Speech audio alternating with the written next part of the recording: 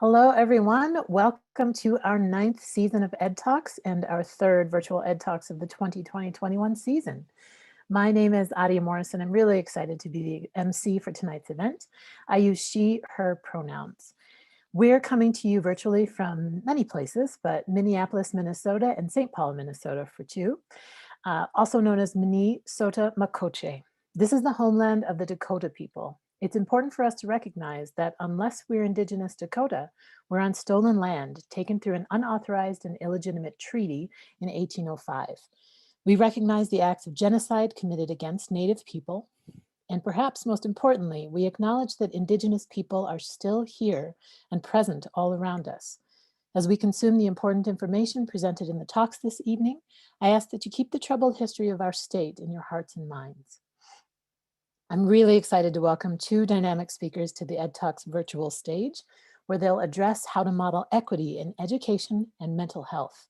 Before we begin, a few housekeeping items. I just want to take a moment to thank our generous sponsor, the Bush Foundation. We're so grateful for their long time and generous support of this program. Both talks have been pre-recorded for this event to make sure our technology works smoothly. However, our presenters are also online live with us to participate in a live Q&A at the end of the program. So speaking of which, if you have a question, use the Q&A button at any time through the presentations, but bear in mind the questions won't be addressed until the end. The event is scheduled to end at 8 p.m., but our speakers are willing to hang on a little bit longer if we need more time to get to more questions. We also encourage you to engage with social media during and after this event. So tweet, go on Facebook, Instagram, and you can use the hashtag EdTalksMinnesota. That's capital EDTALKS, capital M, capital N. This event is being recorded for our EdTalks video and audio libraries, which you will find by visiting the EdTalks webpage at achieveminneapolis.org/EdTalks. So let's get started. I am pleased to introduce our first speaker, Dr. Lanise Block.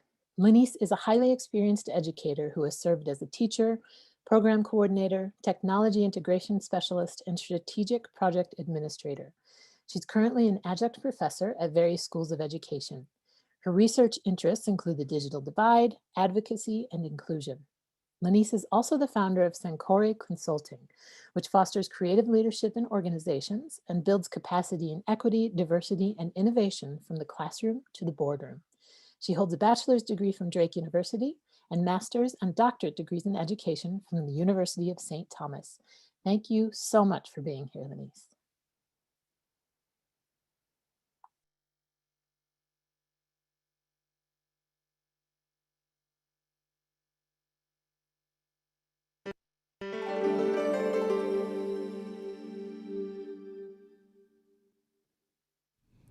Have you ever planned a grand odyssey or not so great adventure? As you were conceptualizing your grand quest, it's likely you did many things to prepare. For instance, preparing your mind and body, then gathering the tools and accoutrements you need for your journey. You likely anticipated some of the hurdles on your journey and made preparations to overcome those obstacles. Lately, a grand odyssey can be something as simple as going to the grocery store, and for that, you'll need to remember to bring your mask. The journey to leadership can often feel like an adventure. It's certainly not easy. One lesson I try to teach my middle school-age sons is that a leader is someone who does what's right, even when others are doing wrong. And a follower just does what other people do. So when they have a conflict and want to respond in kind, I ask, are you a leader or a follower? That works about 50% of the time. The journey to be an equity-focused leader is even harder. The waters are more treacherous, the risk immense, the adversaries are more crafty. Because equity is about balancing the scales, mitigating centuries-old injustice, and addressing systematic shortfalls. What does equity look like? It looks like STEM labs for low-income schools instead of remedial strategies. Wi-Fi as a universal right instead of patchwork solutions to access, creating personalized learning for students functioning during a pandemic instead of penalties, spending dollars designated for BIPOC students on direct supports that address academic disparities. Many well-intentioned leaders have started on an equity journey only to be cut off at the pass.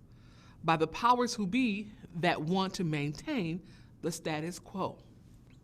However, in order to sustain the work, you need an equity identity. An identity is defined as the fact of being who or what a person is. An equity identity needs to be a part of who you are, your very fiber. An equity leader must be steeped and equipped with a clear foundation, like a tree planted by the water. Being an equity leader that projects true and authentic change takes a lot of courage, and you want to be ready. And so, the Developing the Equity Leadership Identity Framework, developed by Dr. Naomi Taylor and myself, will equip you on your journey. This framework identifies 5 critical lenses for equity leadership that offer a pathway for moving from personal development of identity toward a collective identity for leading for equity, diversity, and inclusion. Okay, developing an equity leadership framework includes critical cultural consciousness, understanding past inequities, understanding present inequities, cultural competence application, and finally, courageous equity-based decision-making. Critical cultural consciousness, Foundations 101. Understand the basic tenets of implicit bias and developing cultural inclusiveness. Having this critical consciousness helps leaders understand the difference between all lives matter and Black lives matter. It helps avoid faux pas and missteps that destroy an equity leader's credibility. Critical understandings of inequities of the past. It is understanding the historic, systematic, and institutional injustices and oppression that have plagued our nation since its inception. For example, understanding the role the government played in enslaving African people and displacing indigenous nations. Once you begin to understand the inequities of the past, it helps bring into perspective the entrenched nature of oppression. Further, it clarifies how oppression took root and played out in dominant culture, policies and laws like the Anti-Literacy Law and the Indian Removal Act. Critical understanding of inequities present. This is a critical exploration that helps leaders understand how past inequities still have impact today. For instance, housing redlining, racial covenants leading to under-resourced urban centers. This prepares the equity leader to view with a critical eye injustice and its origin, understanding, for instance, that the lack of access and opportunities available and that the school to prison pipeline is by design. Critical cultural competence, focus, application. Creating the plan, starting the initiative, doing the work, committing to diversity, equity, and inclusion. It's where you align your mission to address equity issues, where you look for and implement innovative strategies to promote equity in your organization. It is inclusivity as the norm and not the outlier. From this stage, you move from talking the talk to walking the walk, from lofty ideas to concrete practices. Next, courageous, equity-based decision-making. In this stage, it focuses on redistribution of resources, changes in policies, practices, and procedures, really balancing the scales. This is where the rubber meets the road. This is the paragon of real, impactful, effective change, making equity work. This is where you move from being an equity speaker to an equity leader. However, prepare for resistance. Expect to play offense and defense when promoting equity. Now, your equity leadership identity is formed. Consider the following scenario. What would you do? Let's take, for example, Parker Olson. Parker is an associate superintendent at a school district that has moved through the stages of developing their equity leadership identity and is now at the apex of making a courageous equity-based decision. Parker is faced with what will likely be an unpopular budgeting decision that will assuredly be misunderstood by dominant stakeholders and may even be met with reprisal. However, Parker knows this is the right, equitable choice to make, a choice that will help balance the resource scale, move toward correcting past wrongs, and bring about systematic change. If Parker was not prepared, undergirded, if Parker was lacking knowledge and insight and practice, if equity was not a part of Parker's identity, this is where the best intentions could lead to the worst results and Parker could fail. But with the equity leadership identity intact, Parker has the language, the historical context, the contemporary reference, the studied experience to be successful and maintain their integrity as an equity leader. Now, wow, don't worry, this doesn't all happen at once. Take into consideration these 4 steps in the equity leadership identity progressions. These steps will prepare leaders to take those critical steps to be brave. First step, centering. You are the agent of change. This is within your purview, your wheelhouse.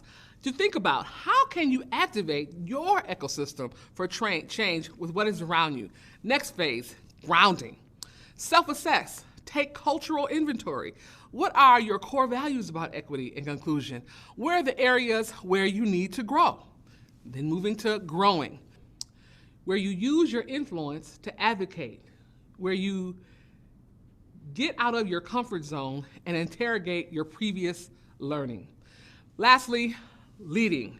Prepare for resistance. Build equity-based accountability metrics so that you know when you are successful and where you need to make changes. Communicate equity as a priority. How are resources in your ecosystem under your purview being distributed to advance equity and inclusion? Whew, that was a lot. Want to know where to start? Let's go to the critical reflection model. This is the first step in the equity leadership journey. First step, consider the what of this experience. What did you hear? Next, the so what. What does it mean? How is it relevant to you? Lastly, the now what.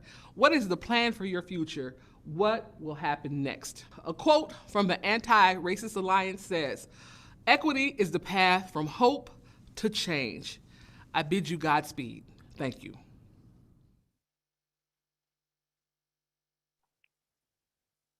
Thank you so much, Lanise. I am excited by the steps that you laid out in that presentation. This is a reminder to everyone to submit your questions to the Q&A button as they come to you. We'll get to as many of them as we can at the end of the program. So next, we'll hear from Jamil Stamschror-Lott on where is mental health and equity, diversity, and inclusion work. Jamil Stamschror-Lott is a mental health professional who practices psychotherapy, hosts community healing sessions, and works with businesses to incorporate mental health, diversity, and inclusion through a therapeutic lens. Jamil and his wife Sarah are co-founders of Creative Kuponya, an organization that focuses on out-of-the-box, community-based, and creative methodologies to bring about healing for individuals, communities, and businesses. Jamil also teaches diversity and equity courses in Augsburg University's graduate social work program. He has been named a Mentor of the Year by New Lens Urban Mentoring and received Marquette University's Young Alumni of the Year Award in 2014. He holds a bachelor's degree in sociology from Marquette University and a master's degree in clinical social work from Augsburg University. Take it away, Jamil.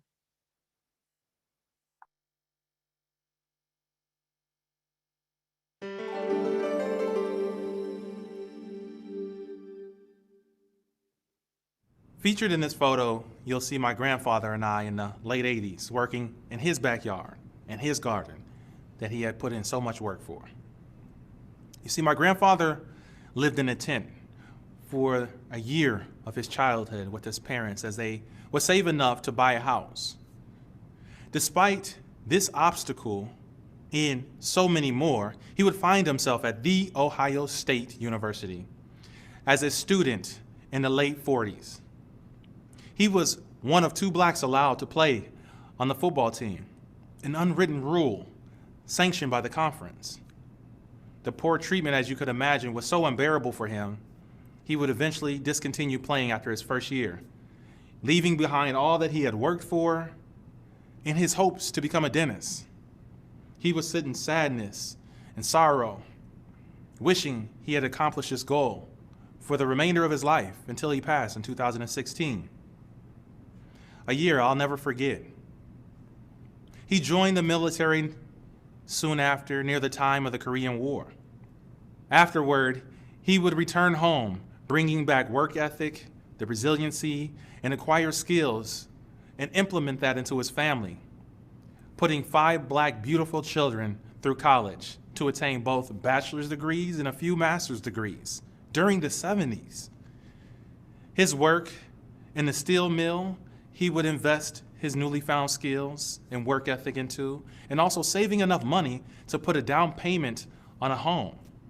However, regardless of all his accomplishments, being the first from his town in Ohio to play for the Buckeyes, he was denied the loan for the house to take care of his family, all because he was Black.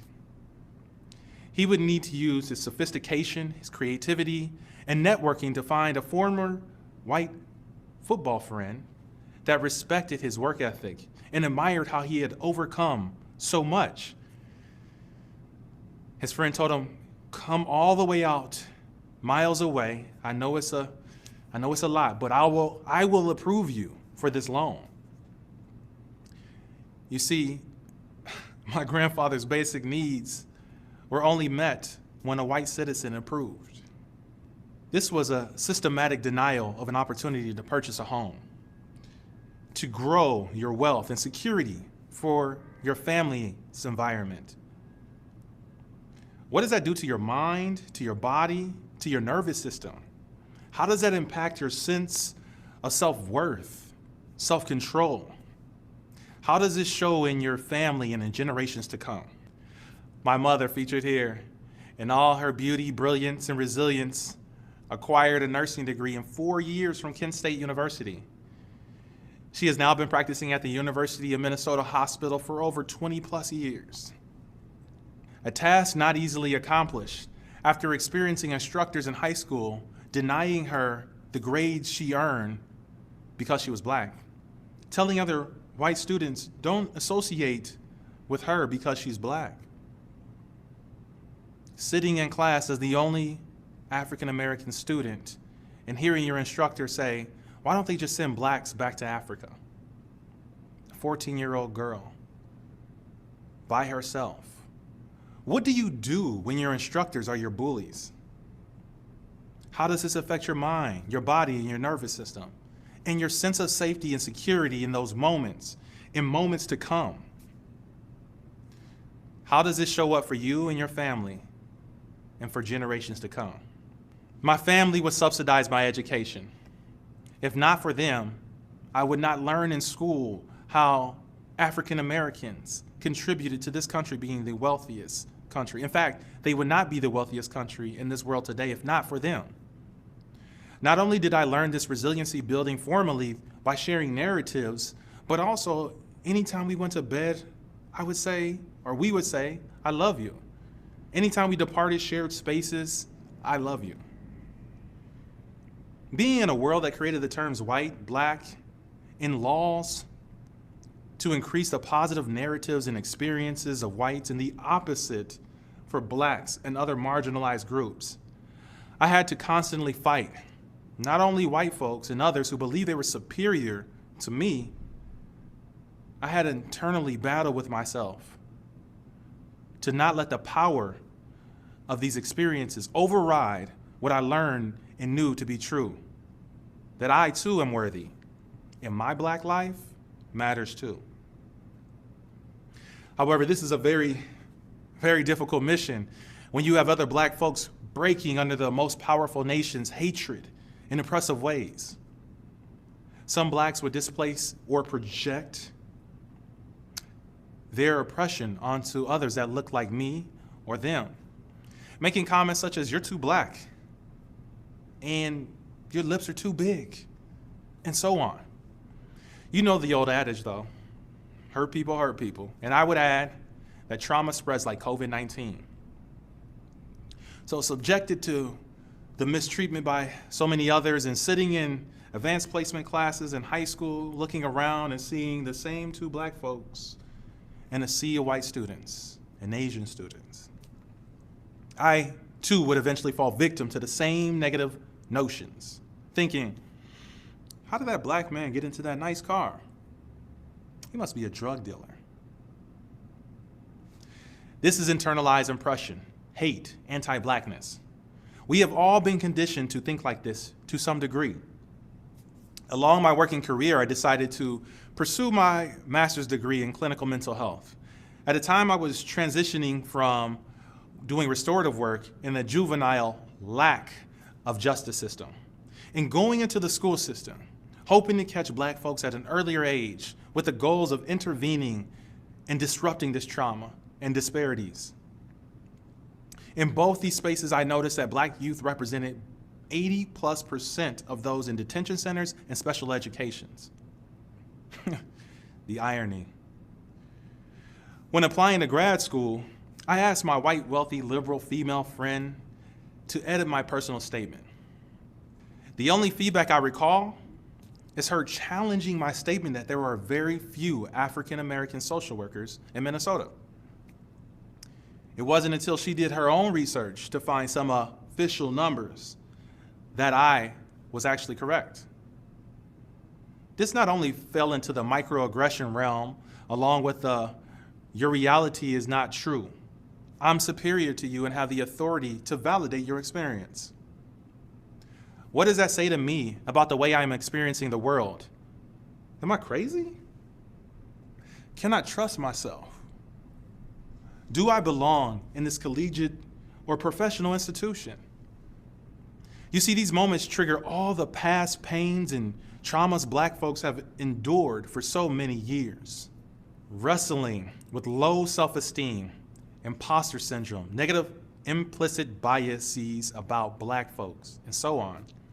I would fight back this internalized hate, oppression, and anti-Blackness to complete my master's degree, only for those symptoms to reappear when it was time for me to prep for my licensing exam. In the summer of 2016, after much anxious studying, practicing calming techniques and prayer, I passed. After 4 long hours in a dark room, I exited the building into the warm summer sun, which matched my internal happiness, knowing that I had overcome the oppression, the hate, the imposter syndrome, only to have this moment quickly overshadowed by the horrific news that Philando Castile had been violently murdered, shot several times for doing nothing but driving, with he and some loved ones. He worked in the same St. Paul public school system as me.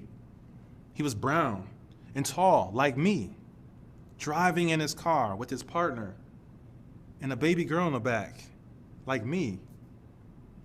Once again, the statistical evaluation seems to match the systemic devaluation of this population.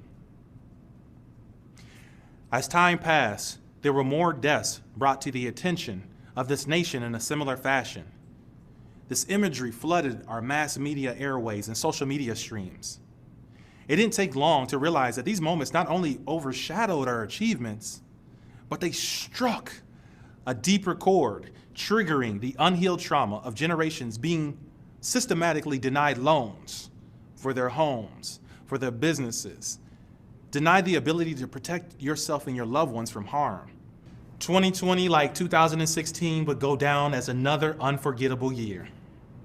Despite my new strategy to avoid the painful imagery of Black human bodies being mutilated by white bodies, Ahmaud Arbery, and police bodies, George Floyd, I, like many Americans, could not look away, had no choice in the matter. I was forced to witness the carnage. Our media streams care not as much about your well-being as their bottom line. You must protect yourself. So at this point, I mentioned trauma about 100 times. So what is it and how does it show up? Trauma is anything that happens too soon, too much, too fast, overwhelming the nervous system, which is designed to protect and predict threat and safety for your body. Another definition I find helpful is not so much the experience, but how you are impacted by the experience. In other words, anything leaving you feeling disconnected, devalued, powerless, and out of control is trauma, while producing traumatic effects such as shame, guilt, and self-hatred. Similar to that as my grandfather when he didn't graduate from school and become that dentist that he dreamed to be. Cognitive distortions, imposter syndrome, I'm not good enough to be here. Mental illness, drug and alcohol abuse. J. Cole said, and you wonder why we inhale already. Because we inhale already. So at Creative Kuponya, my wife and I's mental health agency, we had already been called on like no other to address mental health in these COVID times. However, once the world was inundated with these visuals of multiple police and other white folks killing unarmed black folks, the request became even greater, and my body was taxed like no other. What do you do as a mental health professional when your trauma is triggered and you're unable to process your pain? How do you offer quality service? How do working professionals do this in general, especially in high-stakes professions with high human interaction, with the potential to both contract and pass on unhealed trauma? Our schools, our legal profession, policing profession, corporate professions, and so on. What do you do? I'm going to leave you with two final takeaways and a special bonus. One, my mentality is anything but what these realities be. So I encountered a study stating that 50% of millennials and 75% of Gen Zers have left a job due to mental health related matters. 128 Americans take their lives by suicide a day, the highest rate in 50 years. Secondhand trauma is a very serious and real thing. If you are like me, you have seen teachers having crying spells in the classroom or in our hallways. You have seen them physically attack students on their worst days. This happens for other working professionals too. Dr. Rachel Uhada, professor of psychiatry and neuroscience, tells us environments and circumstances that produce trauma can be passed on genetically. So in other words, if we do not transform our trauma, we can transmit it, for better or for worse. She and other psychosocial professionals are finding data telling us a narrative of genes being altered to protect you. However, what happens when you're programmed to be hypervigilant, anxious, the Terminator, in an environment that calls for you to be relaxed? Leaving so many of us vulnerable to microaggressions, triggering past pain and sending us off into the deep end. It is important for our institutions, schools, nonprofits, businesses, and the like to cultivate environments that address the whole body being. Make conversations about mental health the norm, and if possible, have free, accessible therapy on site. And I'm talking about our teachers and working professionals. This is exactly what my wife and I did in our organization, Creative Kuponya, in our partnership with Allsquare, a Minneapolis restaurant named Time Magazine's 100 Greatest Places in the World in 2019. We have seen the retention rate improve for employees and their capacity to handle conflict grow as we provided mental health discussions and therapy in our integrated model. I must have a therapist as a therapist to be a healthy therapist. Finally, research shows that every dollar invested in mental health, diversity, and inclusion work, our orgs can have as much as a $19 return. That's an estimated 2,000% return on your investment.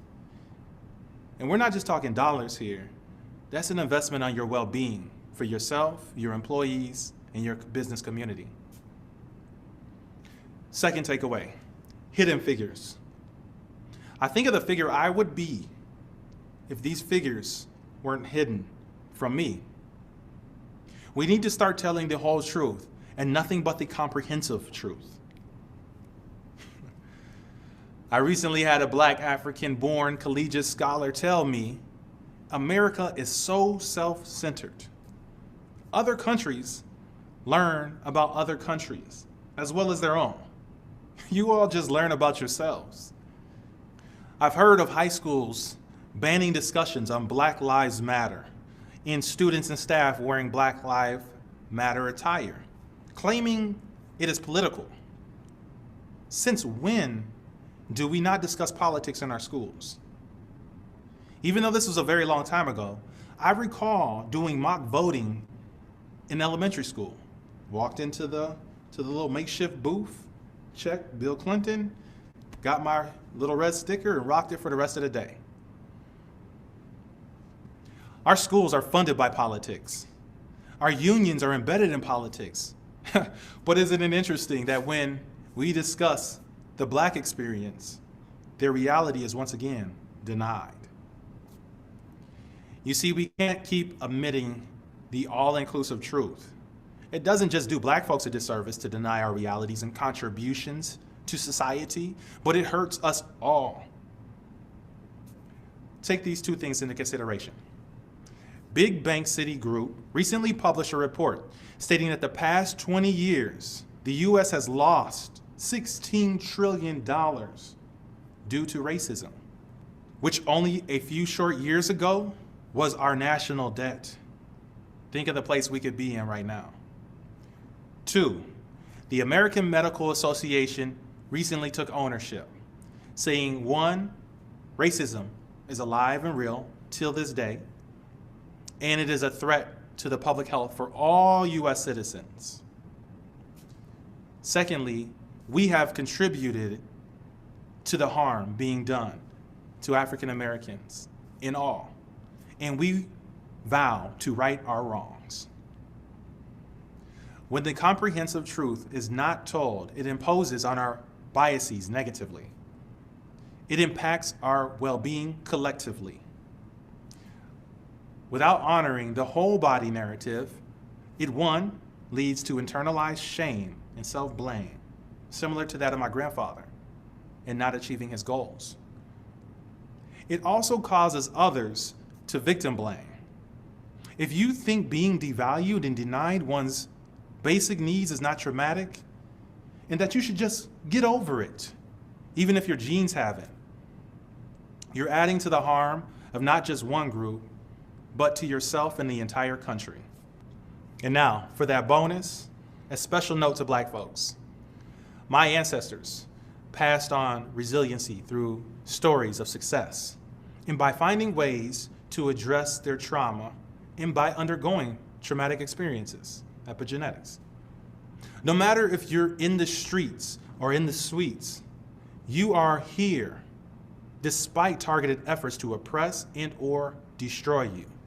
These were of the greatest efforts in the world. Black folks, you are an incredible people, beautiful and brilliant, sexy and resilient, sophisticated, cultivated. Black humans, look at your accomplishments. There is nothing you cannot do, and I am proud of you.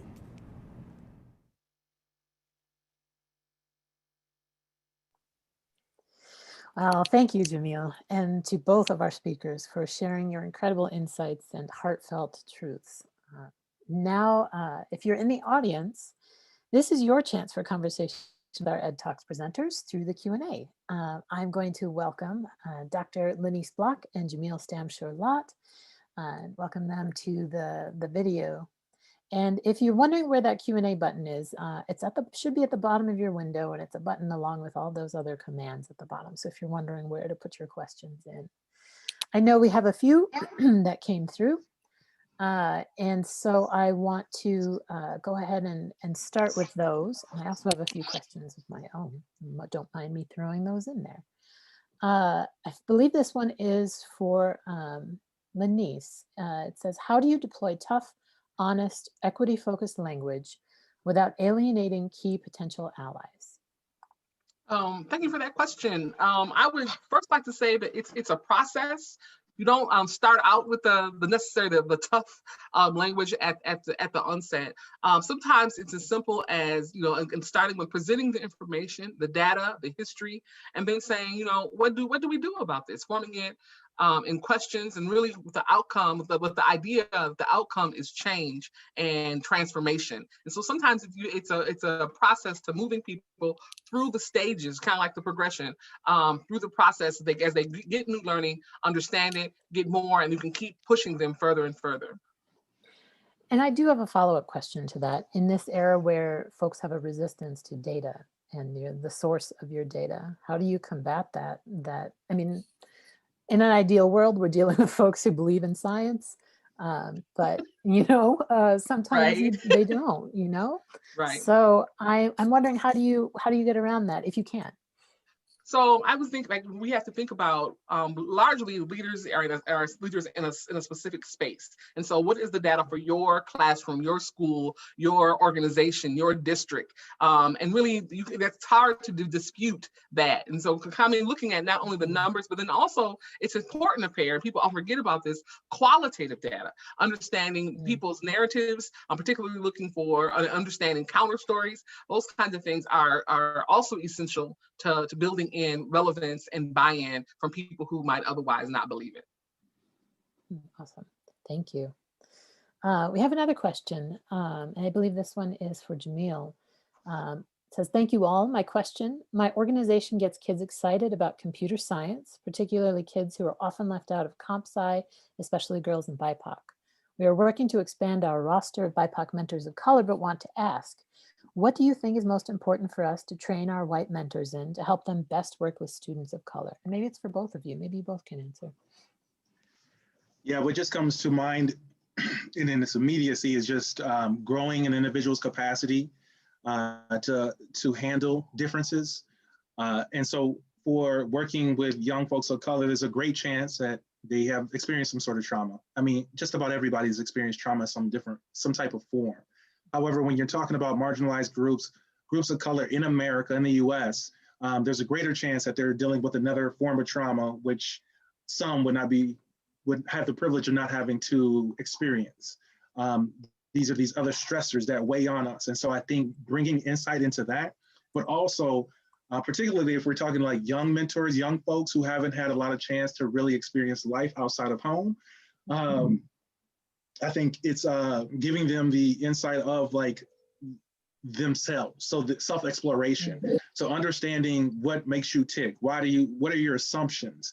Why do you think that way?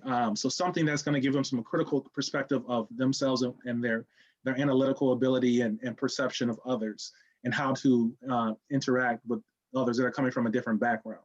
One thing I'll say, I recall working in juvenile probation and going into homes that I would see drugs on the table, going to homes, seeing weapons on the wall, and just having that moment of like, wow, like that reality is totally different. And so if I come up in an environment with a reality that's totally different than me, how guilty am I? And how is their perception of the world? And so then how do you work with someone that's coming from a different realm and having some sort of compassion and understanding? So I'm gonna pause there because that was quite a bit.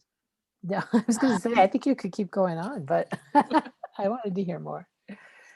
Lanise, did you have anything to add to that one? Yeah, I think what Jamil said is just spot on. I would just add two things. One, that people often talk about building relationships with students, with young people, students, and I think it's important to note that the relationship has to be the catalyst for advocacy. There's no need for you to have a bunch of 14-year-old friends and then vice versa, right? The intention, the purpose, the function really of the relationship. I mean, it's important to establish a relationship, but the function of that relationship should be advocacy and change and leveraging that relationship for greater success, and we're leveraging that relationship for holding anyone or system accountable who might be trying to harm that child. So that's one thing. And then also really focusing on an asset-based mentality. So often we hear things and like Jamil talked about, is maybe seeing things in an environment we may feel like is bad and there's a deficit, but really turning turning that around, like how do we think about this from an asset-based standpoint?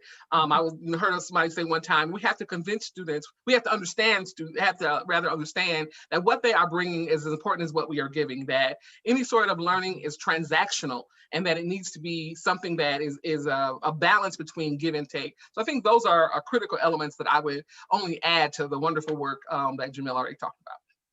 Excellent. Thank you both. Do you want to add more, Jamil? Nope. No. Okay. I heard an intake of breath. I wasn't sure. We have another question come in that says, Dr. Block, in education, we like to study, in quotes, issues and not take action. How do you recommend we get leaders to take action? So I think it starts out with the end in mind. What are the specific outcomes? I think it's helpful to have framing documents. I'm like a framework type of person. I'm interested in that kind of thing. Things like making concrete changes, like policy, like your organization, is be it a school or an organization or a district, should have an equity policy, not an equity graphic, not an equity idea, but an equity policy, right? And then a framework or some sort of metrics based with document that talks about who is responsible for what, when, how, and when are all these things going to be happening. So that helps, because I worked in education for many years. We do like to just admire things. So those types of tools, for instance, help move people from just thinking about and talking about it to really putting some things into action. And so because policy, practice, and procedure are undergird the experiences that we all are having in whatever space, it's important to be a key sort of initial access point for really embedding and being starting to create authentic systems for equity in whatever system or organization you may be in. Awesome. Did you want to add anything to that, Jamil, from another perspective? No. Okay. No, I don't. I was thinking on a different wavelength. So awesome. Well, I have a couple questions. In your presentation, Lanise, you mentioned that moving from personal identity to collective identity in that progression. I want to know more about that. Like, what does that collective, I mean, I have an answer, I'm sure, but what does that collective identity do for you or for your organization? Right. So we're thinking oftentimes we really start any sort of competence or growth, you really have to situate yourself, like start with where you are in a space, like your identity, your basis, your autobiography. And then that you kind of understand where are the areas you need to grow, where do you need to change, what are the strengths, what are the benefits you bring to a space. And so once you have understand that, and that's clear to you, particularly in this case with your racial identity or cultural identity, then moving to a collective identity, you begin to understand that you are not the whole, but part of the whole, and you understand really your responsibility and what you're accountable to a system. I often talked when I was in the classroom that I was on the team of my students, right, and that was my intention, was to impact their lives. And so thinking about that collective sort of identity is how do you take yourself from the center, still being the actor of it, but really thinking about what is the greater good for everyone. And that helps in many cases give you the strength, the courage, the resolve to move equity work forward when there may be resistance. And so having that kind of collective idea that I'm responsible not only for myself and what's near me, but really for this whole body, for this whole work, it is my responsibility to help move this forward is helpful. Was one way I would describe that. Mm-hmm. Awesome. Can't even read my notes. So this question is for Jamil, and maybe it's coming from me, but there might be others in the audience who have that same question. Keeping in mind those things that you mentioned at the end of your presentation, the special message for Black folks, but also in the face of those battles, those internal battles that we have, what are some practical things that someone can do when that stuff comes up, and that imposter syndrome and the internal conflict comes up and expresses itself? Are there ways that one can mentally attack that before it comes out in a negative way? Yeah, absolutely. Thanks for the question, which is part of the reason for my special message, because knowing that phenomenon so well, knowing that battle, it's important to recognize that like it's bigger than me and it's not just me. I don't need to just suffer in silence. There's a pattern here, and it's great. It's connected to higher structural forces at play. And so when you can realize and you can look back at the history, like the Sankofa, and then move forward, knowing that like it's not just about me, and also expressing in my narrative was just how we internalize it. So we internalize that pain, and then we turn on ourselves and others that look like us. So that's the defensive mechanism, projecting that onto other people that look like us, and not knowing that we need to heal that pain. And part of that process is recognizing those forces, and then doing the work from there. I would say growing your capacity, and so understanding yourself, going into your body. We end up disconnecting ourselves from our body to try to continue to maintain. You have to keep going. But like an athlete, if you get an injury, for example, in February, I actually snapped my Achilles tendon. Yeah, it was horrific, especially with a toddler. But you can't just bounce back and jump up and start going. You have to honor that pain. It needs to be healed. You need to take your time and recognize it. And so that's what going on in our country today.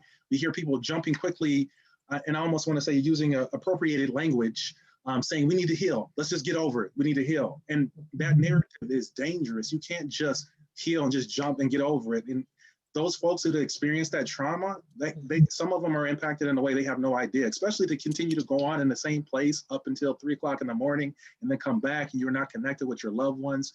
So you need to align yourself, understand yourself, but then align your circumstances to be conducive to your healing. So making sure that, like, say my mom died on this such and such date. Every time around in December, I need to make sure I have a supportive network here. I need to make sure I take off work here. I need to make sure my schedule has time for me to sleep. And I need to say it's okay for me to sleep. There's these ongoing, constant battles. And the last piece I'll say is just cognitive reframing. And so oftentimes we have been conditioned to work hard, take no days off, take pride in not taking days off. And coming into this new realm and understanding that we have to work in a way that is conducive to being in alignment with our bodies and honoring that we need to take care of ourselves. And it's okay to take a break to honor your well-being. Excellent. Thank you. Things that I'm going to take in myself. The next question is, we heard a lot of personal stories. How important is it to do the personal work in order to connect to the collective? It's critical. You don't know how you're entering into the space until you do you don't know what you might be having. And when I was in teacher preparation school many years ago, they talked about the classroom being neutral. And we heard Jamil talk about, and I've often came to understand that the classroom is not neutral. For instance, the spaces are not neutral. They're very politically charged. And so understanding where you are in the greater things of this historically, contemporarily, and what the identities you bring into the space and how they might impact, how you might see, how you might react, how you might be experiencing whatever is happening. It's the critical first step, because otherwise you go in and you don't know what you're bringing into the space, where it could be doing a much more harm. So that's a critical first step to doing any sort of organizational change or strategic work. You first start with establishing the baseline, right? And that's kind of what I would equate that to, is really understanding who you are first, and then starting to interrogate the space that you might be in and cause change. Excellent. So I would add that it's critical. So as a mentor and working specifically in an agency that is mentoring Black men, so it's Black men mentoring Black men, again, knowing that there's a lot of trauma there, you have to be able to do the healing, which is like maintenance. You have to consistently do it. So I need to consistently see a therapist, even when I'm feeling good. And oftentimes we feel like when we're feeling good, that's, oh, I'm good, I don't have to worry about it. Then all of a sudden it creeps back up. And so it's important to consistently, just like I need to consistently shave, I need to consistently eat. There's certain things that you have to do regularly. Clean your house, especially with a toddler.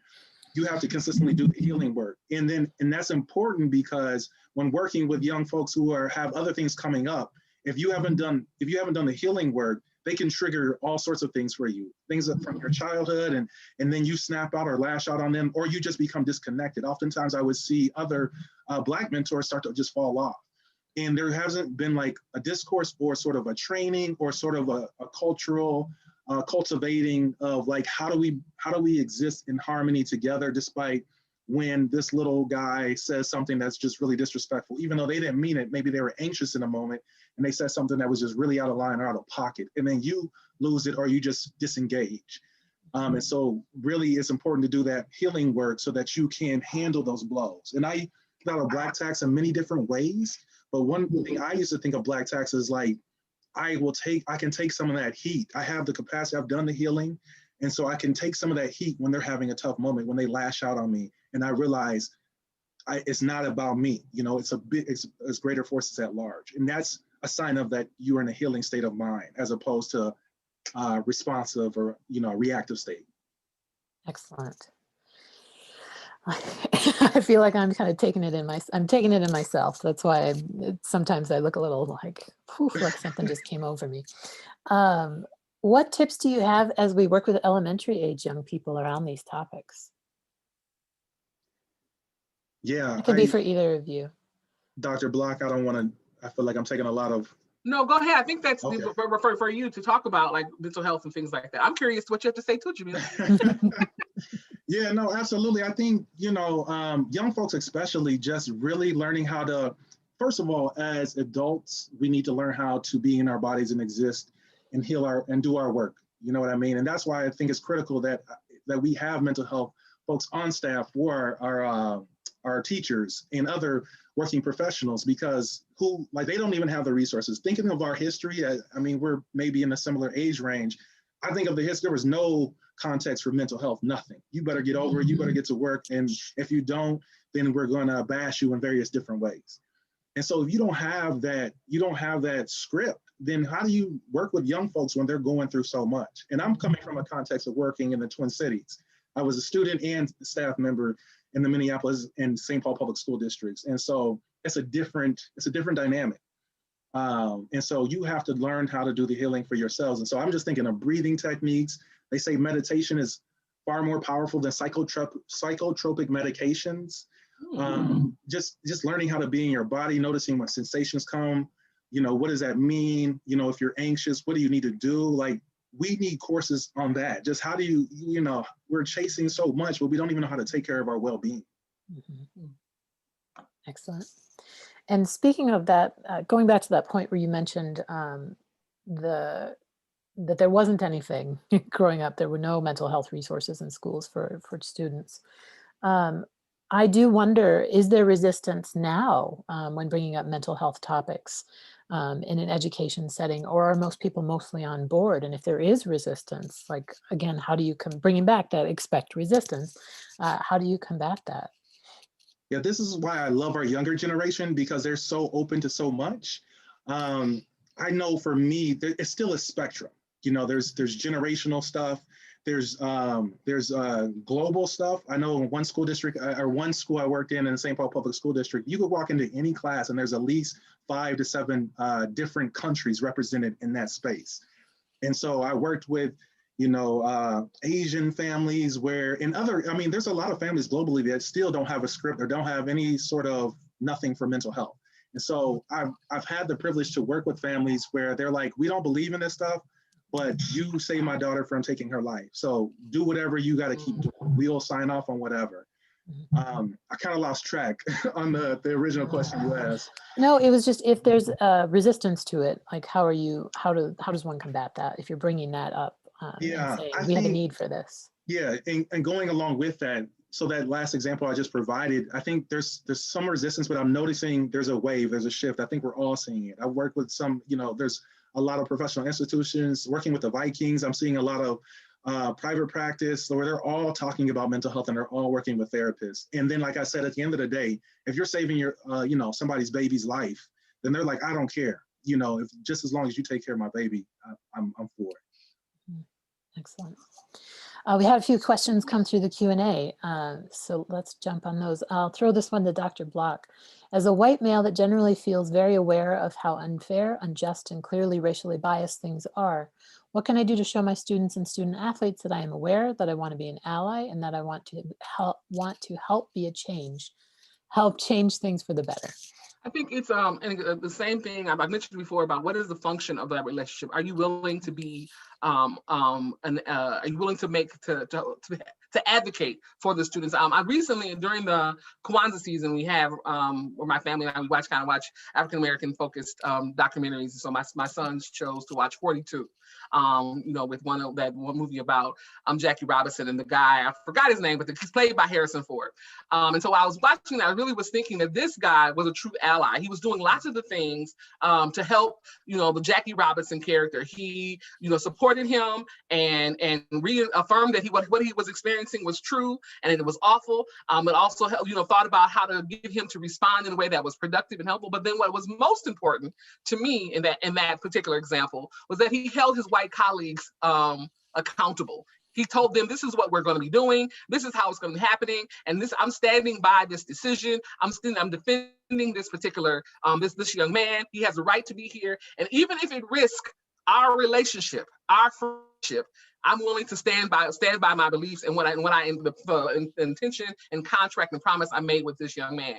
And that showed, and that example, some of his friends, some of his colleagues did eventually come around, and some of them weren't friends anymore. So how do we, if you are interested in being an ally, how do you use that allyship for change? How are you holding the people around you accountable to making life better for those young people those student athletes that you are engaged with? What are you doing specifically in addressing how they're treated, what they're experiencing, to make a difference in their lives? Just being friends to them is of no consequence if it's not functioning to be an ally and advocate in real systemic and impactful ways to make a difference in their lives. And sometimes it is holding people around you accountable. Sometimes it is being uncomfortable. Sometimes it is challenging the system, even at risk to your own well-being, not necessarily well-being, but definitely your own livelihood for sure. Mm-hmm. So those are things that I would definitely suggest. Excellent, thank you. So I would just add, just being your true authentic self. And this is a good example of your earlier question of like, how do we work with young folks and teaching them with a mental health related sort of matters, and how to be in your body.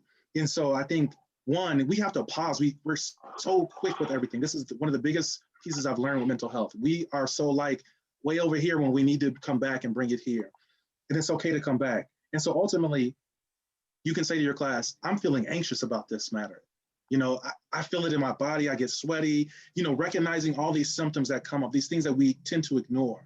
What do you feel, class? Like, we go deep with it. Like, and then how do we proceed?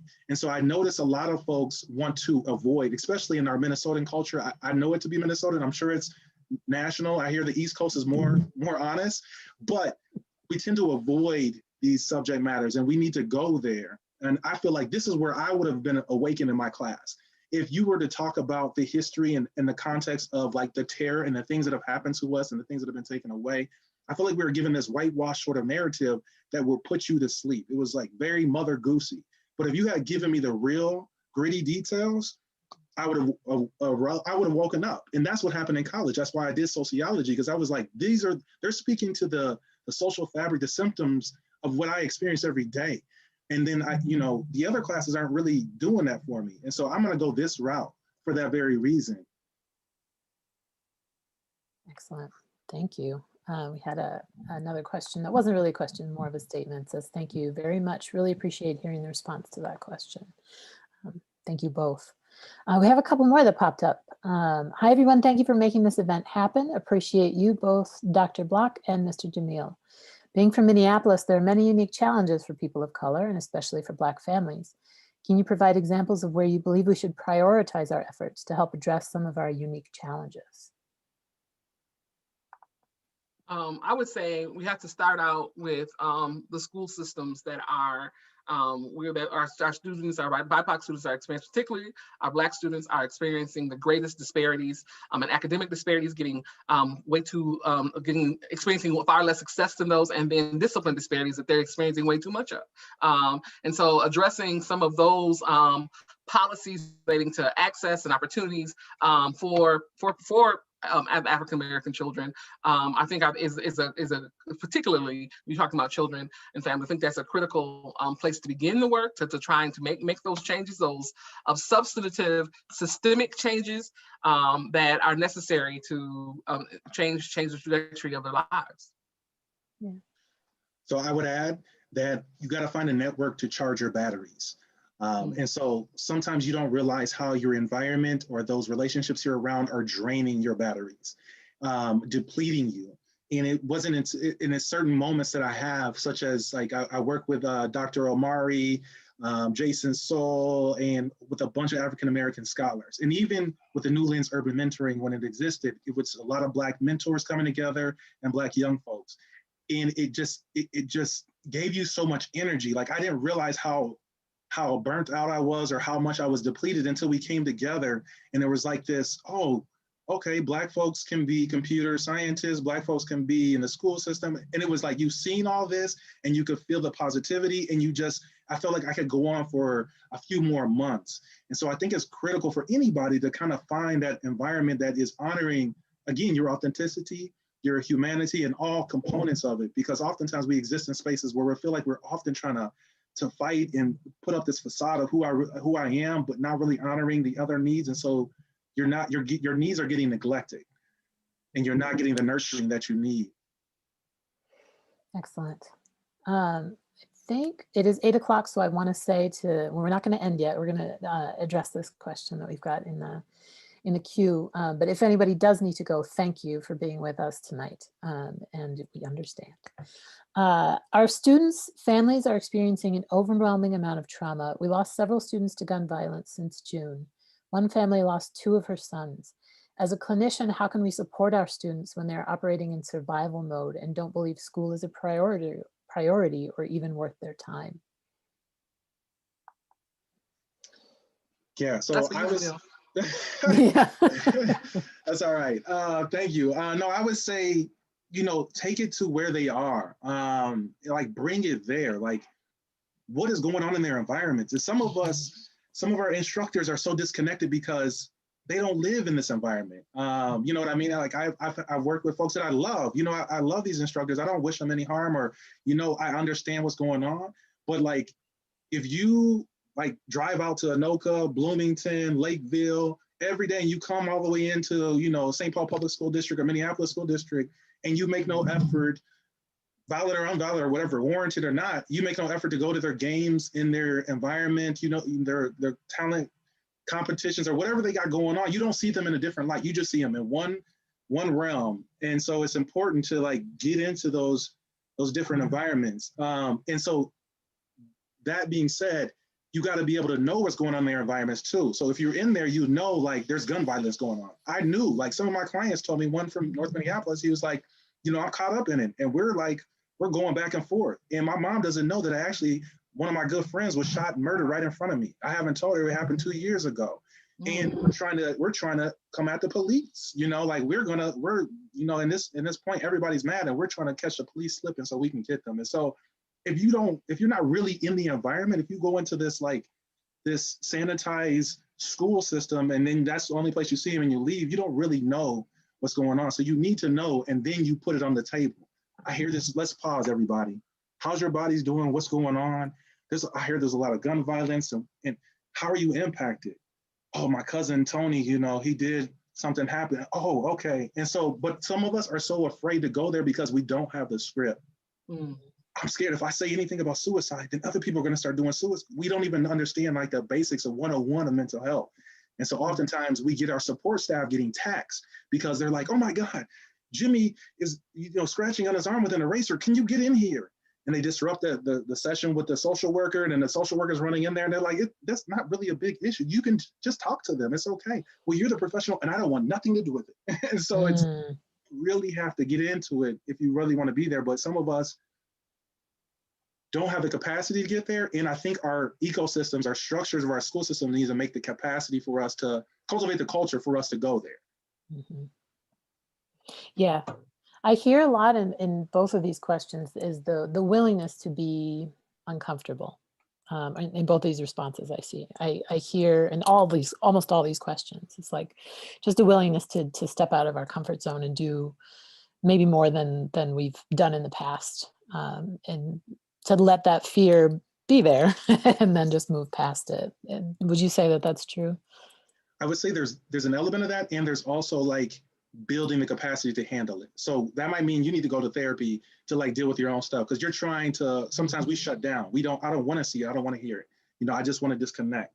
And so we need to have the ability to go there. And sometimes that's why I said in my presentation, the trauma can be passed on. Like it's like a contagion. We can pass it on. And so we might get too much. Sometimes we are having too many students bringing too much to us, and we have no support system in this environment to really handle it. So it's not all on the instructor or your professional. That's why I said the environment needs to also equip you with those resources, knowing that this is our population.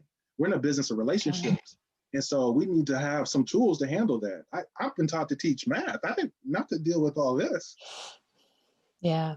There was a follow-up that says, thank you, but I've been to their homes and they're still not buying it. So I don't know that there's an answer to that question. If you have some insight, then that's awesome. If you want to share that, if you don't, I understand. Thank you, but I've been to their homes and they're still it's a mentality too, and that's where I say you got to grow your capacity. I'm just going to be real. Like when I hear that language, it makes me cringe a bit. I don't wish I'm not, it just does, because I hear that. It's like, I tried it and it's done. But yet we expect our students to like, don't give up, keep going, you got it. Like we put so much on others, particularly our young folks, our more vulnerable population. And then when we just sometimes just, I tried it, see, I told you. And it confirms my biases, or it confirms what I already knew to be true and my assumptions. And that's why I say, like, you got to grow the capacity to handle it. You got to know it's not going to be easy. Thank you. Well, I want to make sure that we wrap in time for everybody to for everybody to end on time, or close to on time. So I just want to say thank you everyone for the great questions. And thank you so much to Dr. Lanise Block and Jamil Stamschror-Lott. I hope that everyone feels as encouraged and challenged as I do in this moment. And I'm really appreciative of all that you've shared with us today. So everyone in the audience, thank you. I navigated away to my script, so I didn't see that you were speaking, but thank you. For everyone, please mark your calendars for our next Ed Talks on Monday, February 8th. Registration's already open for the event, and we hope you'll join us to hear from Dr. Courtney Bell and Derek Francis, who will speak to the importance of addressing culture and race inside and outside of the classroom. You can find more information about this and other events at achieveminneapolis.org/events. Also, keep an eye on your email for tonight's video recording, great resources suggested by tonight's presenters, and information on future events. Thank you again to our generous founder, the Bush Foundation. They make Ed Talks possible. And if you'd like to connect with our event co-sponsors, Achieve Minneapolis and the Citizens League, you can find their website information on the screen. Check them out to learn about their great work in our community and ways you can get engaged. Thank you all for joining us, our presenters and our audience. Good night, everyone, and take care.